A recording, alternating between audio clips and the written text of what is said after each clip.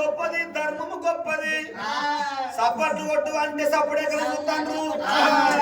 ఇవి దేవుడిచ్చిన చేతులు మరి ఆ దేవుడిని కలిసినప్పుడు చెయ్యాలి అనాలే చేతులు కాళ్ళు ఇచ్చింది ఎందుకు మందులు కొట్టు అనటానికి కాదు రామనామ సంకీర్తన జరిగినప్పుడు కొట్టు అన్నప్పుడు సప్పట్లు కొట్టాలి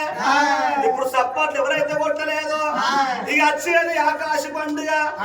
ఆకాశ పండుగ వరకు ఆడోళ్ళు అబ్బాలు రాకుండా మొగోళ్ళు కట్టెలు కొట్ట రాకుండా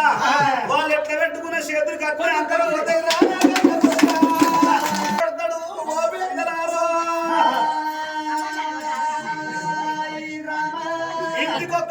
ఇంటికొక ఎకరం చొప్పున రాజుకున్న యావదాస్తి మొత్తం దానం చేసిండు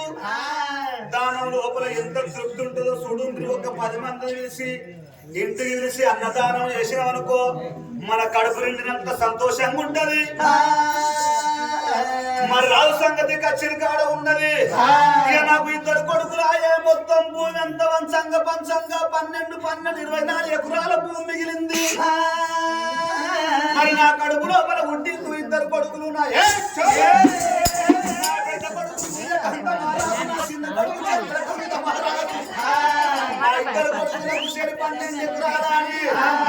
ఇద్దరికి పట్టేసి ఓ కొడుకులారా రేపు మన వంశం లోపల ఎవరు చచ్చిపోయినా కానీ ఆగో నా కొడుకులారా మీరు మంచిగా నుండి మనసున పట్టుంది మన వంశం లోపల కాళేశుడు వంతు లేదు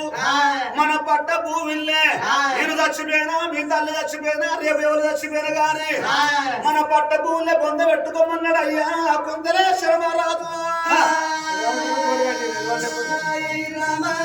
రాజు ఎప్పటోనే మళ్ళా కచేరి మీద కూర్చొని